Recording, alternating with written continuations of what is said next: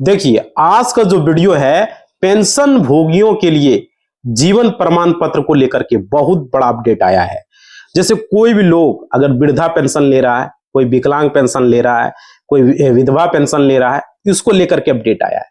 भाई पैसा सबको नहीं मिलने वाला है। इस वीडियो को पूरा देखो, बाद में पछताओगे, काश ये जानकारी पहले हमको होता।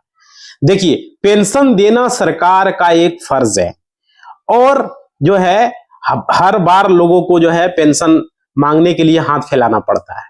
समझ रहे हो, जैसे लगता है कि भीख मांग रहा है। समझ रहे हो, सरकार को ये लग रहा है कि पेंशनर्स जो है एक बोझ बन गया है हमारे लिए, इतना हमको लोड पड़ेगा, इतना हमको देना पड़ेगा। समझ रहे हो, मतलब कई बार डिपार्टमेंट को ये लगता है। अब देखो, जैसे कि बहुत सारे लोग बैंक से, मतलब ऑफिस से, कर्मचारियों का रवैया जो है कुछ ऐसा होता है ना, जैसे आपको लगेगा कि यहाँ जो है हम उसके लिए बोझ बन चुके हैं। समझ रहे हो, भारत सरकार का यहाँ पर एक नियम है और वह है पेंशनरों के लिए जीवित प्रमाण पत्र को लेकर के, क्योंकि ये पता आप लोग को होना चाहिए भाई, नहीं तो पैसा नहीं मिलेगा। देखो क्या है यहाँ पर, इसको कि लाइफ सर्टिफिकेट फॉर पेंशनर्स बोला जाता है। और यह लाइफ सर्टिफिकेट आपको बैंक में जाकर के आपको सालाना जमा करना पड़ता है, यानी कि साल में एक बार। समझ रहे हो, जिससे क्या होता है, आपका जो पेंशन है यह जो है टाइम टू टाइम सुनिश्चित तरीके से आपको मिलता है, कि उससे पता चलता है जिसको पेंशन मिल रहा है वो लोग जीवित हैं तभी मिल रहा है। अब देखिए, तो ये बात हो गया। सबसे बड़ा ऑर्डर जो है हर इंसान को ये पता होना चाहिए, ऑर्डर है पेंशनर को जीवित प्रमाण पत्र देना। अब देखिए, मतलब कि एक तरीके से आप लोगों को यहाँ पर जागरूक बनाना है, ये क्लियर समझ लीजिए। अब देखिए, वीडियो में आप लोग अब तक लाइक नहीं किए भाई, तो एक लाइक जरूर कर देना। आपका लाइक ही हमारा मोटिवेशनल होता है। साथियों, और शेयर भी कर दीजिएगा, व्हाट्सएप, फेसबुक, इंस्टा ग्रुप में शेयर कर दीजिएगा। जीवित होने का प्रमाण पत्र क्या है, यह एक लीगल प्रोसेस होता है। ठीक है, लीगल प्रोसेस होता है और इसका एक अलग नाम है डॉक्यूमेंट फॉर को लेकर के, आपका लाइफ को लेकर के ये एक अलग तरीके का डॉक्यूमेंट है। जैसे कि आपको अस्तित्व, अभी भी पृथ्वी में आपका अस्तित्व है, आप जीवित हो, ठीक है, तो ये साबित करने का एक डॉक्यूमेंट होता है। समझ रहे हो, और यह आपको कितनी बार सबमिट करना पड़ता है, और इसे लेकर के एक बहुत बड़ा ऑर्डर आया हुआ है। समझ रहे हो, यह अगर आपका उम्र मान लीजिए 60 से 80 साल के बीच में है तो साल में एक बार आपको जमा करना है, और आपका उम्र अगर 80 साल के ऊपर है तो साल में आपको 2 बार जाकर के ये जमा करना पड़ेगा। समझ रहे, लाइफ सर्टिफिकेट सबमिट करना पड़ेगा। देखिए, तो यहीं पर बात आती है महत्वपूर्ण ऑर्डर की। केस का नाम है बालकृष्ण, ठीक है, शिवराम रानी वर्सेस बैंक ऑफ बड़ौदा। 30 मई 2024 का यह जजमेंट है भाई। समझ रहे हो। अब देखो, फैक्ट ऑफ द केस जो है, एक 73 ईयर्स वाले पेंशनर को भगाया गया। उसका उम्र था 73 ईयर्स, उसको भगाया गया, और ताकि उनका जो पेंशन है उनको सही से मिल जाए। लेकिन भाई देखो, इसको लेकर के क्या हुआ है फैसला, पूरा समझिए। पेंशन लेने वाले एक 73 ईयर का वेटरन थे। समझ रहे हो, यह अपना पेंशन कलेक्ट करते थे हर महीने बैंक ऑफ बड़ौदा से। अभी होता क्या है, इन्होंने एक आरटीआई, आप लोग को पता होगा, फाइल किया था। आरटीआई जानते ही होंगे आप लोग, यानी कि राइट टू इंफॉर्मेशन, सूचना का अधिकार। और इनका कहना था बैंक ऑफ बड़ौदा से इनको लाइफ सर्टिफिकेट पर बेटे का सिग्नेचर और 2 गवाहों के सिग्नेचर मांगे गए हैं, और ऐसा मांगना सरकारी गाइडलाइंस पर लिखा नहीं था। समझ रहे हो, इस तरह का।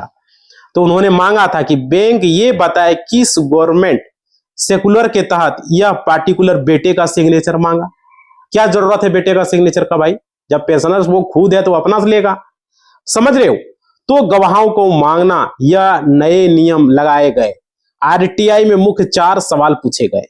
समझ रहे हो, क्या department of pension and pensioners welfare government of India ने लाइफ सर्टिफिकेट जमा करने के तारीख में कोई बदलाव किया है? पहला सवाल ये किया गया। अगर हाँ किया गया तो उस नई सरकारी ऑर्डर या सेकुलर की कॉपी हमें प्रोवाइड की जाए। ठीक है, उसकी तारीख और डिटेल्स मुझे बताया जाए। सवाल नंबर दूसरा था कि मुंबई की बैंक ऑफ बड़ौदा की कितनी ब्रांचें हैं, ये नए नियम फॉलो किया है। ठीक है, जिससे पेंशनर के बेटे का सिग्नेचर और 2 गवाहों का सिग्नेचर मांगा गया है। उसके बाद देखिए तीसरा सवाल में कितने पेंशनर को अभी तक नया रूल जो है फॉलो करना पड़ रहा है, कर रहा है, समझ रहे हो, जिसमें बेटा और गवाहों को सिग्नेचर देना पड़ा। ये चीजें थी भाई। और आखिरी जो सवाल, लास्ट सवाल जो पूछा गया, जिन पेंशनर ने अपना लाइफ सर्टिफिकेट ऑनलाइन यानी कि जीवन प्रमाण पत्र के जरिए दिया, उसने बेटे और 2 गवाहों को सिग्नेचर को कैसे लिया, उनके लिए क्या प्रोसीजर फॉलो हुआ, मुझे बताया जाए। यह था आरटीआई का मुख्य सवाल। ठीक है, लेकिन जो जवाब दिया गया वो भाई सही से नहीं दिया गया, संतोषजनक जवाब नहीं था। लाइफ सर्टिफिकेट को लेकर के यहां पर मैटर वाला जो था, फर्स्ट अपील में, फिर जाता है सेकंड अपील में, फर्स्ट अपील होता है, फिर सेकंड अपील होता है, फिर आखिरी में एक बहुत ही अहम सुप्रीम कोर्ट का जजमेंट का सहारा लिया गया, समझ रहे हो। और इस चीज को जरा सावधानी से आप लोग को ध्यान से सुनिए, समझिए इस चीज को।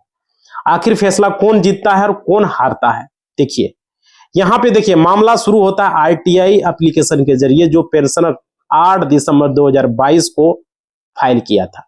ठीक है, बैंक ऑफ बड़ौदा के सीपीआईओ ने जवाब दिया 6 जनवरी 2023 को। सीपीआईओ ने सीधा सीधा कहा, सीपीआई ने बैंक ऑफ बड़ौदा के रिप्लाई को उनको भेजा।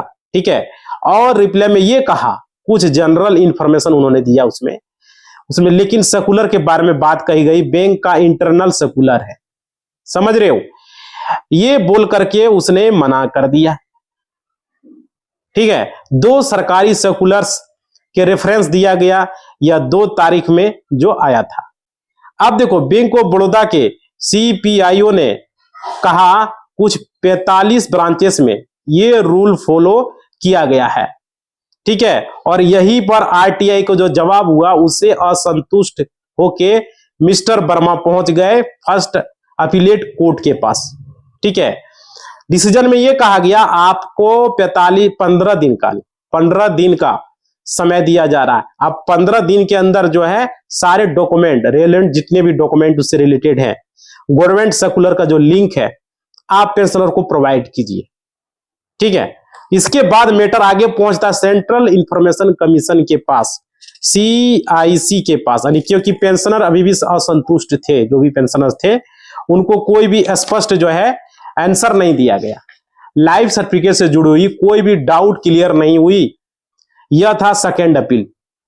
और डिसीजन में यह कहा गया आरटीआई का एक्ट का इस्तेमाल आपने जो ग्रीवेंस किए हैं उनको सुलझाने के लिए नहीं किया जाता।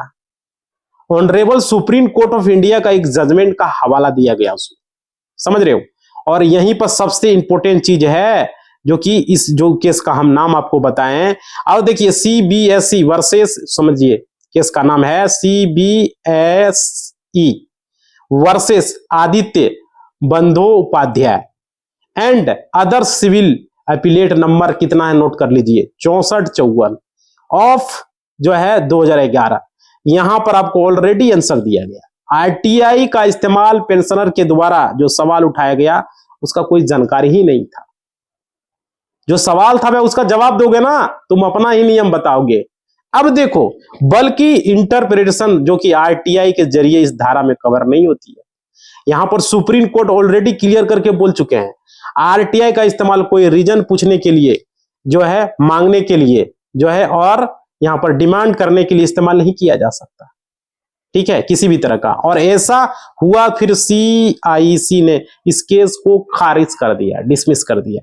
इस ग्राउंड के ऊपर आधार कार्ड को के लिए कहा गया पेंशनर का जो लाइफ सर्टिफिकेट को लेकर के जो सवाल उठा हुआ है, या जो है उनका एक तरीके से जो है अपील को ही डिसमिस किया गया, खारिज किया गया।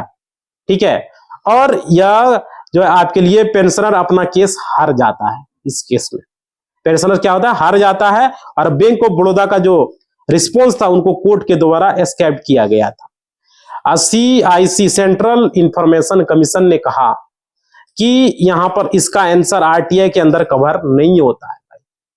ठीक है, सुप्रीम कोर्ट जजमेंट लिंक और या लेटेस्ट जजमेंट लिंक जो है आप लोग डाउनलोड कर सकते हो गूगल पर जाकर के, वहां पर खुद भी जाकर के आप कर सकते हो भाई, जो चीजें हमने बताया। और उम्मीद करता हूं आपको इस वीडियो में कुछ न कुछ मिला होगा जानकारी। आप लोग चैनल को सब्सक्राइब कर लेंगे, वीडियो को लाइक कर देंगे, ये बहुत जरूरी है। आपका लाइक, सब्सक्राइब और कमेंट बॉक्स में अपना रिप्लाई देंगे, आपका रिप्लाई का हमें इंतजार रहेगा। पेंशनर के लिए ये सबसे बड़ी अपडेट थी जिसको लेकर के हम आज का वीडियो में आए। इसी बात के साथ इस वीडियो को हम समाप्त करते हैं। जय हिंद, जय भारत। आप लोग कमेंट जरूर करेंगे, लाइक कर देंगे भाई। धन्यवाद।